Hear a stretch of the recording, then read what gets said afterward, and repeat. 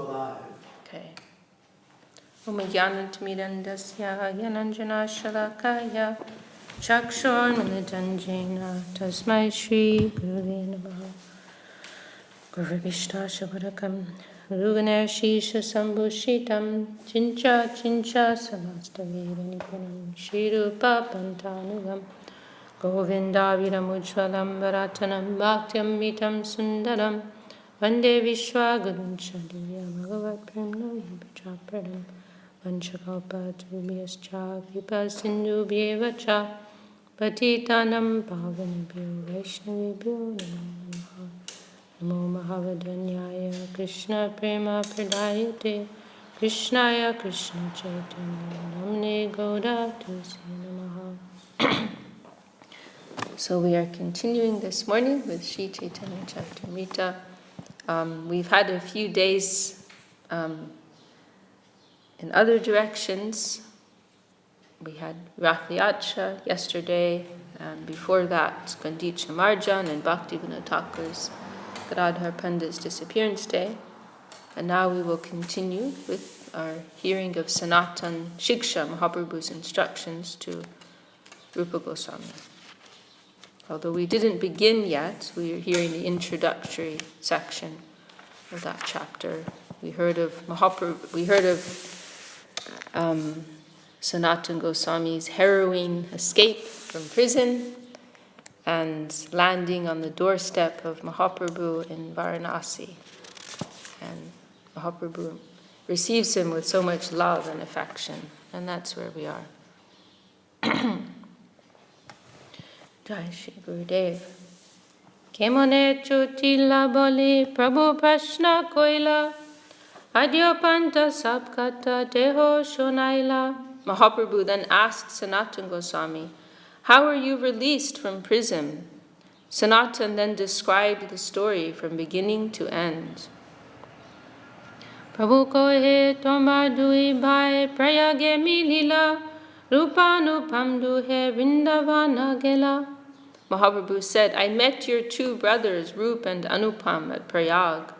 They have now gone to Vrindavan." Tapan Mishreya Chanja Shekadede Prabhu Agyai Sanatan Milila Dohade. By the order of Sri Chaitanya Mahaprabhu, Sanatan Goswami met both Tapan Mishra and Chandra Shekhar. Tapan Mishra tobe tare koilani mantran Prabhu kohe kor koraho jaha Sanatan. Tapan Mishra then extended an invitation to Sanatan, and Lord Chaitanya Mahaprabhu asked Sanatan to go get a shave. Chanda Shekhadere Prabhu kohe bolaya Evesha dor kodo jaha iha de loya. After this, Mahaprabhu called Chandra Shekhar and asked him to take Sanatan Goswami with him. He also asked him to take away Sanatan's present dress. Bhadra korayatade Ganga snan korailo Shekhar niyatade nutan vastradilo. Chandra Shekhar then made Sanatan Goswami look like a gentleman. He took him to bathe in the Ganges and afterwards brought him a new set of clothes. Sevastra Sanatan na koilo angikar Shuniya Prabhur mane ananda apar. Chandra Shekhar offered a new set of garments to Sanatan Goswami, but Sanatan did not accept them. When Mahaprabhu heard news of this, he became unlimitedly happy. Bhajyan koriya Prabhu gela bhiksha kori bhare Sanatane loya gela tapan mishre gore. After bathing at noon, Mahaprabhu went to the house of Tapan Mishra for lunch. He took Sanatan Goswami with him. Paraprakshalan kori bhikshate vasila Sanatane bhikkadeho mishare kohila. After washing his feet, Mahaprabhu sat down for lunch. He asked Tapan Mishra to supply Sanatan lunch also. Mishra kohe Sanatane kichu kritya hache tumi bhikka koro pasha tare divo pache. Tapan Mishra then said, Sanatan has some duty to perform. Therefore, he cannot accept lunch now. At the conclusion of the meal, I shall supply Sanatan with some remnants. Bhikha kori Mahaprabhu Vishram korilo, Mishra Prabhu Shesh Patra Sanatane dilo. After eating, Mahaprabhu took rest for a while. Tapan Mishra then gave Sanatan Goswami the remnants of food left by Chaitanya Mahaprabhu.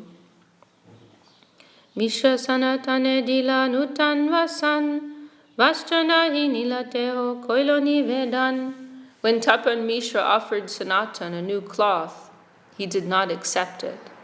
Instead, he spoke as follows. More vastra dite jadi toma hoemon, nija paridanek deho puratan. If you want to give me some cloth according to your desire, please give me an old cloth you have used. Tobe Mishra puratan nekaduti dilo, teho dui bahirvas kopan godilo.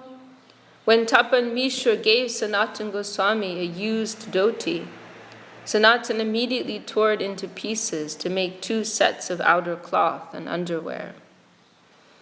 Maharashtriya Dvija Prabhu Milaila Sanatane Sevi Pratare Koilo Mahani Mantrane. When Mahaprabhu introduced the Maharashtrian Brahmin to Sanatan, the Brahmin immediately invited Sanatan for full meals. Sanatan tumi javat kashite rohiba, tavatamar gure bikaje koriba. The Brahmin said, My dear Sanatan, as long as you remain at Kashi, please accept lunch at my place. Sanatan kohe ami madhu korib koribo, brahmaner gore kene katna bhiksha halobo. Sanatan replied, I shall practice the process of madhukari.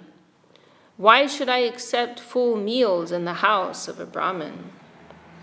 Purport, the word madhukari comes from the word madhukar, which refers to bees collecting honey from flower to flower. A madhukari is a saintly person or mendicant who does not accept a full meal at one house, but begs from door to door, taking a little food from each householder's place. In this way, he does not overeat or give householders unnecessary trouble. A person in the renounced order may beg, but not cook. His begging should not be a burden for the householders. The madhukari process is strictly to be followed by a Babaji, that is, one who has attained the Paramahamsa stage. This practice is still current in Vrindavan, and there are many places where alms are offered. Unfortunately, there are many beggars who have come to Vrindavan to accept alms but not follow the principles of Sanatana Goswami. People try to imitate him and lead an idle life by practicing madhukari. It is almost impossible to strictly follow Sanatana Goswami or Rupa Goswami. It is better to accept food offered to Krishna in the temple than to try to imitate Sanatana Goswami and Rupa Goswami. Yukta hara vihadasya, yukta cheshtasya karmasu, yukta swapnava bodhasya, yogo bhavati dukkhaha. He who is regulated in his habits of eating, sleeping, recreation, and work can mitigate all material pains by practicing the yoga system. The ideal sannyasi strictly follows the ways practiced by the Goswamis. And this style of living, we heard Gurudev, he said that Krishnadas Babaji, he used to live like that in Vrindavan. Srila Sridhar Maharaj's godbrother, he was living in some kind of a cave, and he would collect some chapatis and keep them. He would dry them in the sun, and then he would collect like a stack that would keep them for the week, dry them, and they would keep for some time. And then when he went to eat every day, he'd soak in some buttermilk to soften them. And then that was his food.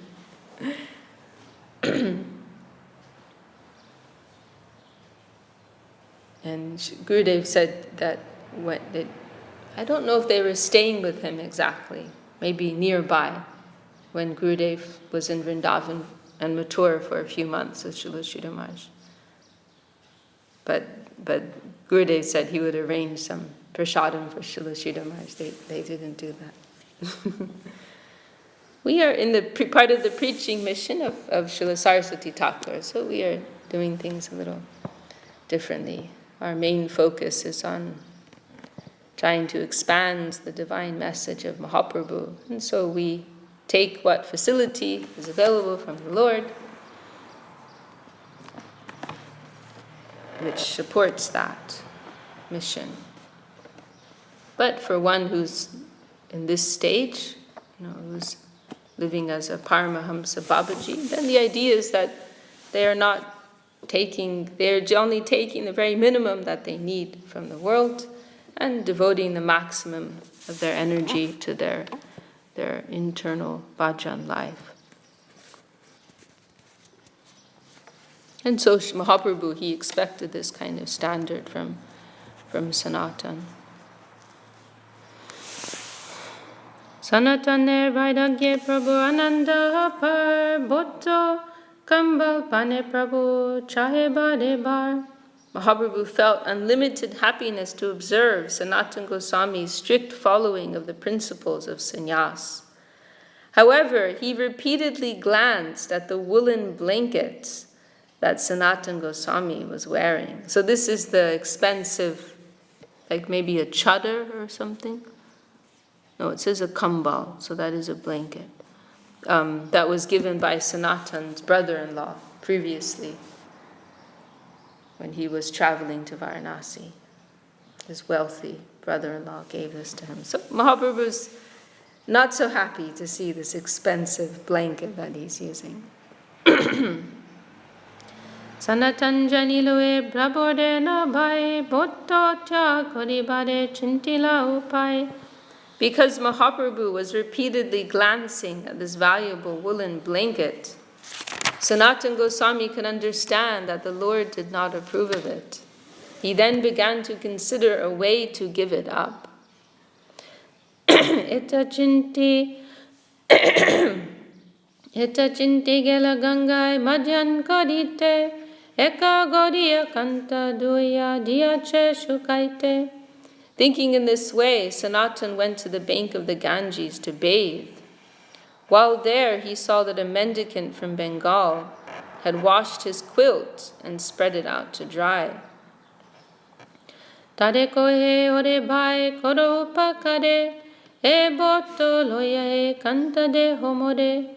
Sanatana Goswami then told the Bengali mendicant, "My dear brother, please do me a favor. Trade me your quilt for this woolen blanket." Se kohe rahasya koro pramanika hoya bahumulya bhotto diba keno kantaloya. The mendicant replied, "Sir, you are a respectable gentleman. Why are you joking with me? Why would you trade your valuable blanket for my torn quilt?" Teo kohe rahasya nahe kohi satyavani bhotoloho tumi deho more kantakani. Sanatan said, "I am not joking, I am speaking the truth. Kindly take this blanket in exchange for your torn quilt." Eta boli kantaloilo bhototare dia gosair tai aila kantagole dia. Saying this, Sanatana Goswami exchanged the blanket for the quilt. He then returned to Mahaprabhu with the quilt on his shoulder. Prabhu kohe tomar bota kambal kota gelo, Prabhu pade sab kata gosai kohilo. When Sanatana Goswami returns, the Lord asked, "Where is your woolen blanket?" Sanatana Goswami then narrated the whole story to the Lord. And there was a similar incident with Gurudev. We heard that Srila Sridhar Maharaj, he accepted a little more facility, being a part of the preaching mission of of Srila Bhakti Siddhanta Saraswati Thakur. But besides that, his nature, his mood was really like the Goswamis of Vrindavan. So extremely detached and extremely simple. Gurudev mentioned once how much Srila Sridhar Maharaj would eat every day. I think he said it was like 200 grams of food or something like that. Like, very, very simple. In his childhood, there was a period when he would only eat neem sabji. You know neem? Very bitter, with rice. That's all he would eat. His mother would cry because she couldn't give him so many tasty things. That's how renounced he was. There were many things. So there was one occasion somebody gave Gurudev some kind of a fancy watch. And so Gurudev was wearing that. And just like Mahaprabhu here, looking at Sanatan's fancy blanket, Srila Sridhar Maharaj, she would look like the watch, like not saying anything, but what is this? And Gurudev, he could understand. Guru Maharaj doesn't like me wearing this. So he gave it up.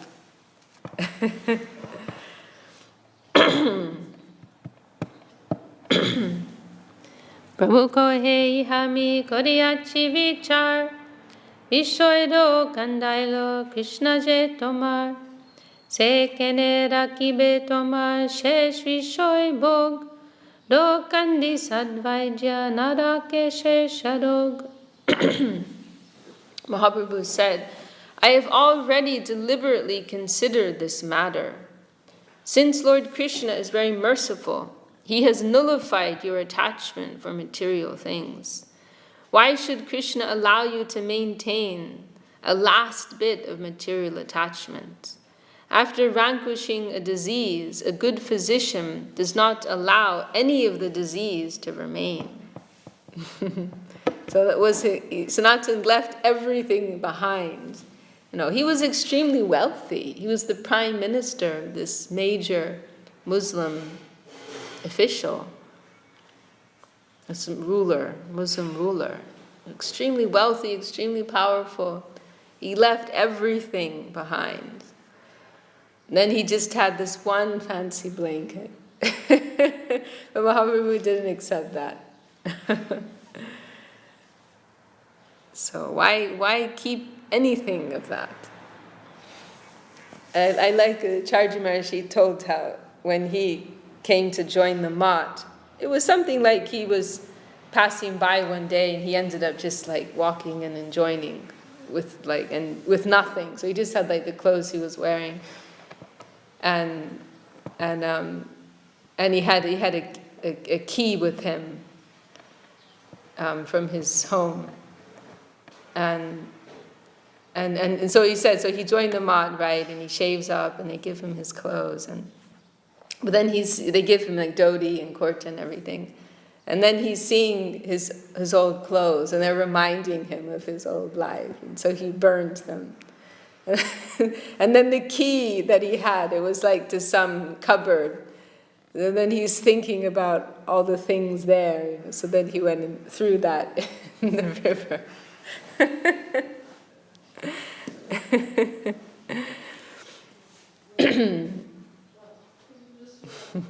Wholesale surrender. Teen mudrar botogai madhukadi gras dharma hani hoilo kore upahas. Because these things, they can creep up on you. You surrender, but they start to creep up again. So this is very, very inspiring.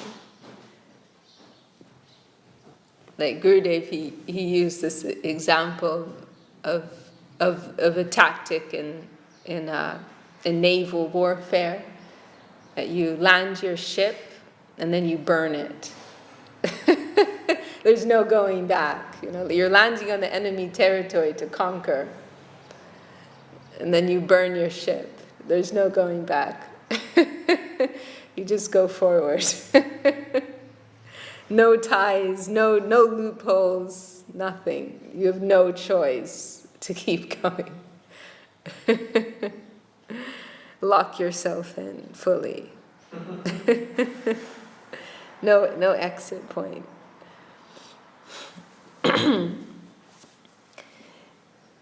It is contradictory to practice madhukari and at the same time wear a valuable blanket. One loses his spiritual strength by doing this, and one will also become an object of jokes. Kosai kohe je kandilo kuvishaya bog, taricha gelomor sheshvi shoirog. Sanatana Goswami replied, "The Supreme Personality of Godhead has saved me from the sinful life of material existence. By His desire, my last piece of material attraction is now gone." Prasanna hoye Prabhu tare kripa koilo, tar kripai prashna korite tar shakti hoilo.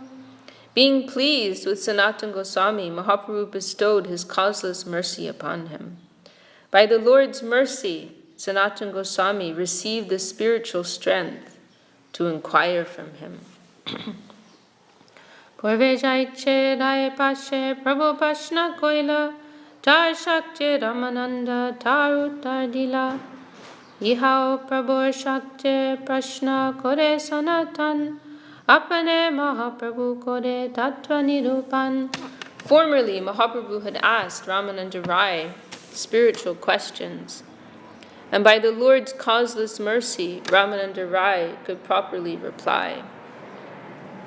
Now, by the Lord's mercy, Sanatana Goswami questioned the Lord, and Sri Chaitanya Mahaprabhu personally supplied the truth. Krishna Sarup Madhurya Ishvaya Bhakti Rasa Shayam Tattvam Sanatana Yesha Kripayo Padidesha Sa. Sri Chaitanya Mahaprabhu, the Supreme Personality of Godhead, personally told Sanatana Goswami about Lord Krishna's real identity. He also told him about the Lord's conjugal love, his personal opulence, and the mellows of devotional service. All these truths were explained to Sanatana Goswami by the Lord himself out of his causeless mercy. Tobe Sanatan Prabhu Charane Doriya, Donya Vinati Kore Dante Trinaloya. Putting a straw in his mouth and bowing down, Sanatana Goswami clasped the lotus feet of Sri Chaitanya Mahaprabhu and humbly spoke as follows. Nicha jati, nicha sangi, patita adam, kuvishoy kupe pori, goainu janam. Sanatana Goswami said, "I was born in a low family, and my associates are all low-class men. I myself am fallen and am the lowest of men. Indeed, I have wasted my whole life fallen in the well of sinful materialism." This is quite a curious statement of Sanatana Goswami. Nicha jati, my birth is low. Nicha sangi, my association is low. Patita adam, I am fallen and low. Kuvishoy kupe podi, konainu janam. I have passed my time in the well of material enjoyment, of insignificant material enjoyment. Because he's denouncing, he's saying his association is low. We can understand that. Because he's associating with this cruel Muslim ruler and his company. And he's saying, I'm fallen and low. All Vaishnavas say they're fallen and low. We can have some reference for that. But he's saying his family is very low also, which doesn't make sense. Because his family are actually, they're high-class Brahmins. And Gurudev and Srila Sridhar Maharaj, I've heard both of them mention this verse and say how striking it is. Because especially in the Indian culture, to denounce your family, it's like, that's like sacrilegious. We can't, in the West, in a Western context, it doesn't, it's like normal.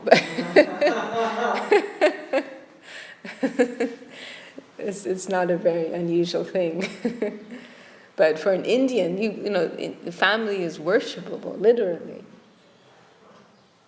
And so I've heard both of them mention that. Like Srila Sridhar made some comment, like you won't see this type of expression anywhere. This is unprecedented, this level of humility.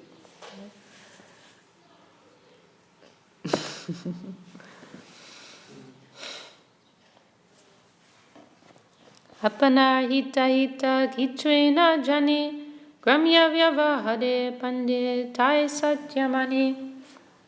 I do not know what is beneficial for me or what is detrimental. Nonetheless, in ordinary dealings, people consider me a learned scholar, and I am also thinking of myself as such. Kripa kori. So I think he's saying I have some arrogance. Kripa kori jari more kori acha udhar apan kripate koho kartavya hamar. Out of your causeless mercy, you have delivered me from the materialistic path. Now, by this same causeless mercy, please tell me what my duty is. So now, these are the 5 questions, 5 important questions of Sanatana Goswami. Keami kene amai jare tapatrai ihana hi jani kemone hi tahoi. Who am I? Is the first question. Who am I? Who am I? Why do the threefold miseries always give me trouble? If I do not know this, how can I be benefited? Sadhya sadantatva puchitena jani kripa kori sabtatva kahato apani. Actually, I do not know how to inquire about the goal of life and the process for obtaining it. Being merciful upon me, please explain all these truths. So, who am I? Why am I suffering in this world? How can I attain my highest benefits? And then what is the goal and what is the path to achieve that goal? The sadhya and sadhan, they're helpful words. Well, sadhana, people know more. The path, the way, the practice. And then sadhya means like the objective, the goal.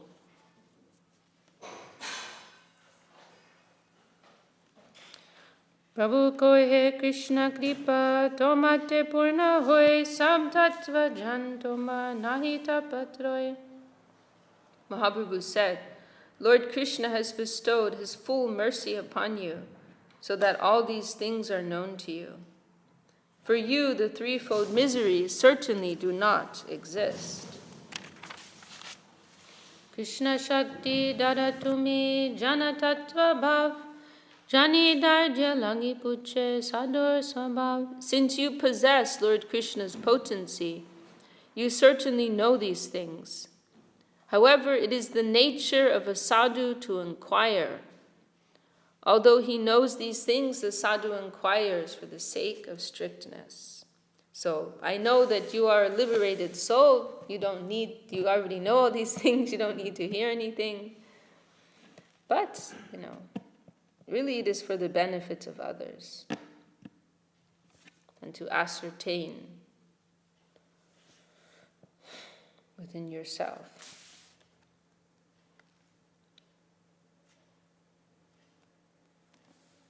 Okay, now we have a quotation from Naradiya Purana. Achirad eva sarvarta siddhyat yesham abhipsita saddharmasyava bodhaya yesham nirbandini mati.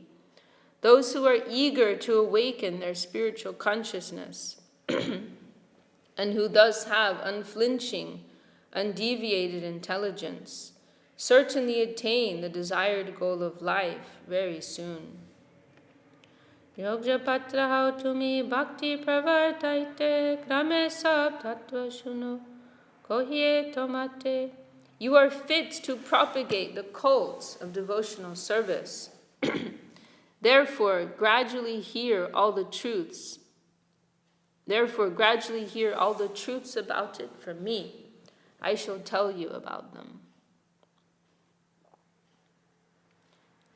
Okay, and now Mahaprabhu begins his instruction, beginning with this famous verse. Jiveris rupa hoy Krishna das, Krishna tatasta shakti beda bed prakash, soryam kiran jaiche agni jwala chai, swabhavika Krishna teen prakar shakti hoy. It is the living entity's constitutional position. I'll move this away. Since we had some complaints about that. It is the living entity's constitutional position to be an eternal servant of Krishna. This is it. This is it.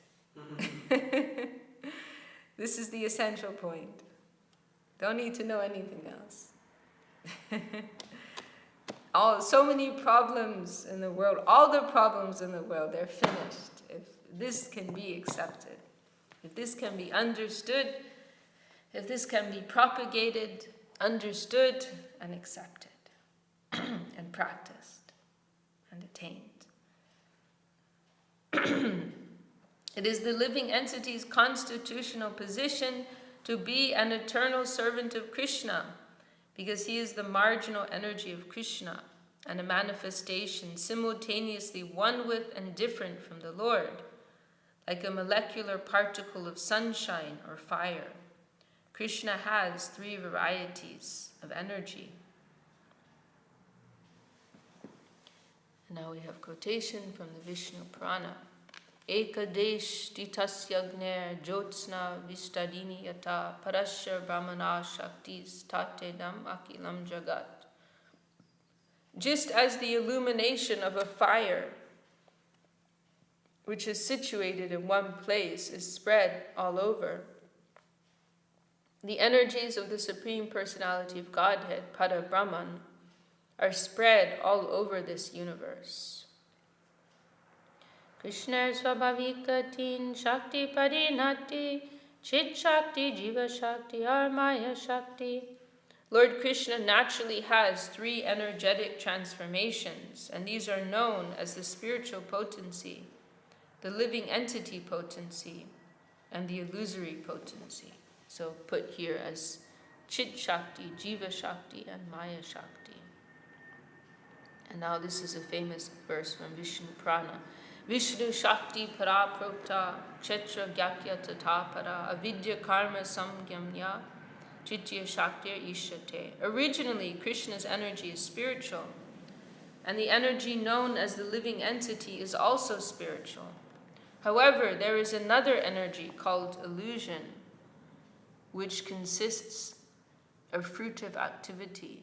That is the Lord's 3rd potency.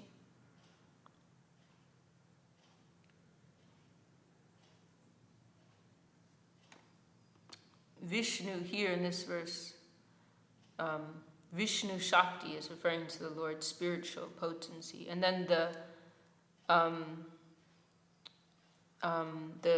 Jiva Shakti here is referred to as Kshetra Gyakya. This is a helpful expression which is discussed in Bhagavad Gita. It means the knower of the field.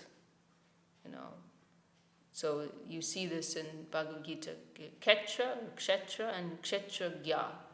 There is the field or the body, the material elements, and the Kshetra Gya, the knower of those things.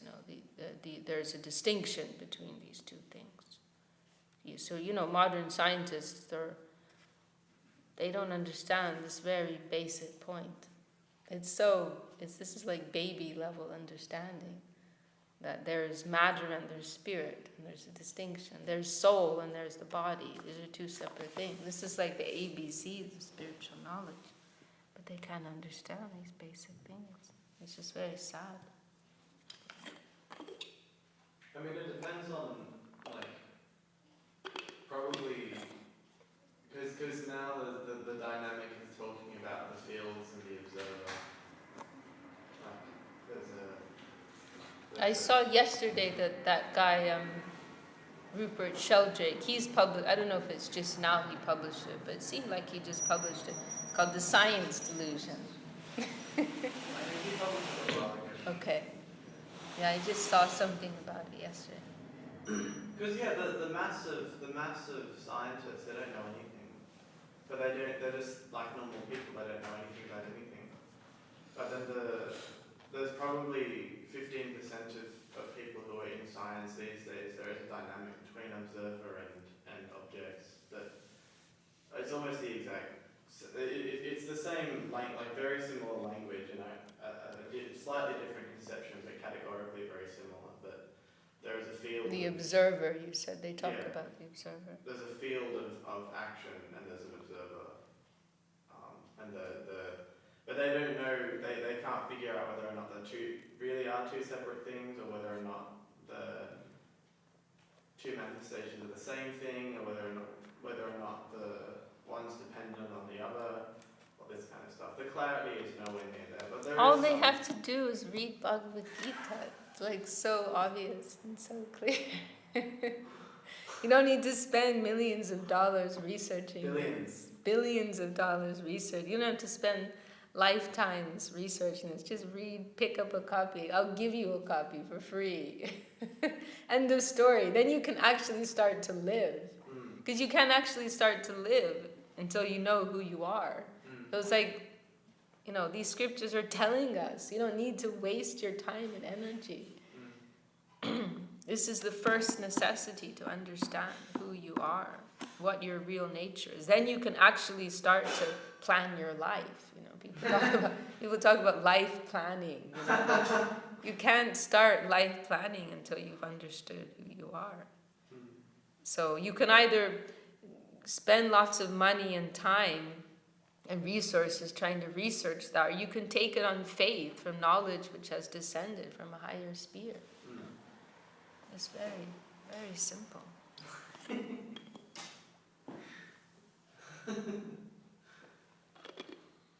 Srila Swami Maharaj's preaching is sometimes very attractive in that way.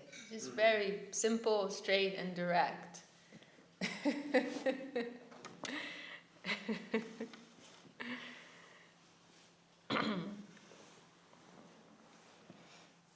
So these, in this verse from the Vishnu Prana, these three energies are described in this way. Vishnu Shakti, the Lord's spiritual potency, his own potency. Ch.Ch, Gyakya, that potency which is the knower of the fields. And then the third, which is characterized by ignorance and material activity, and that is the Maya Shakti. So there are a number of different names by which these three energies are known by. I'll just read a few more verses.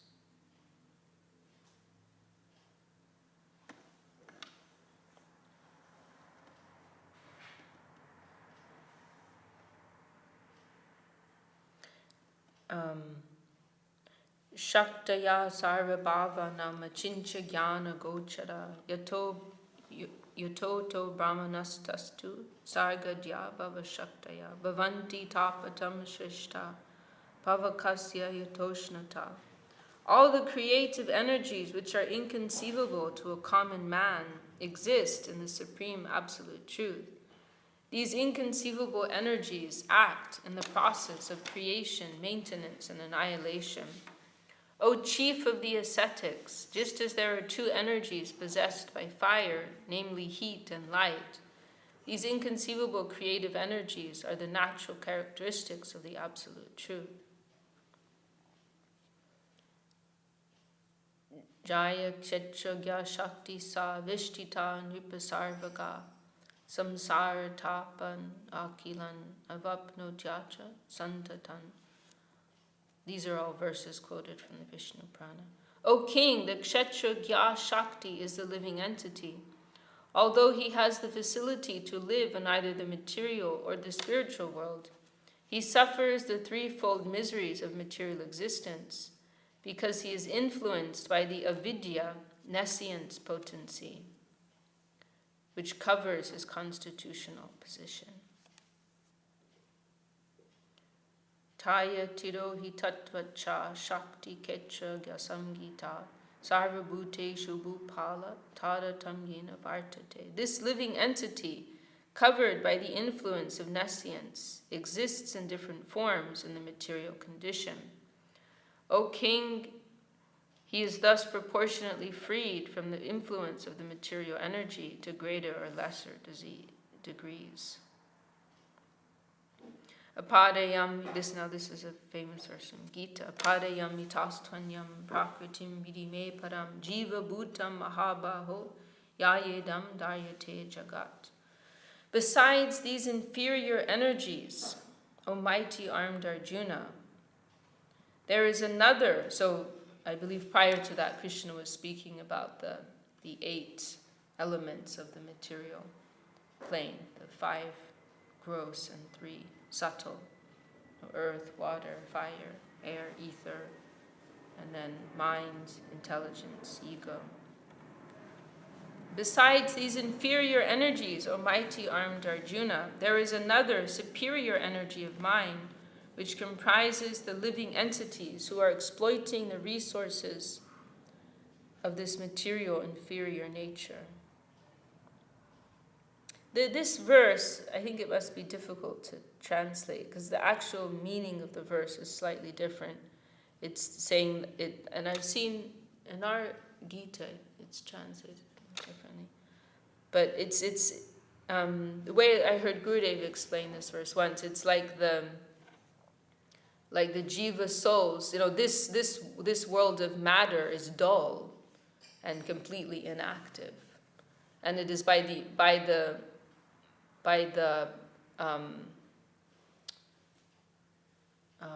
presence of the jiva shakti that the dull matter of this world is activated,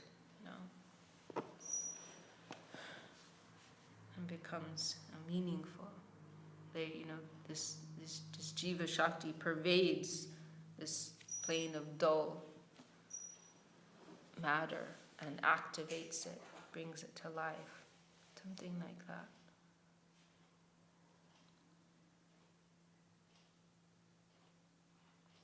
Okay, I think this is a good place to stop, and then we will hear some more discussion of how the living entity comes under the influence of Maya.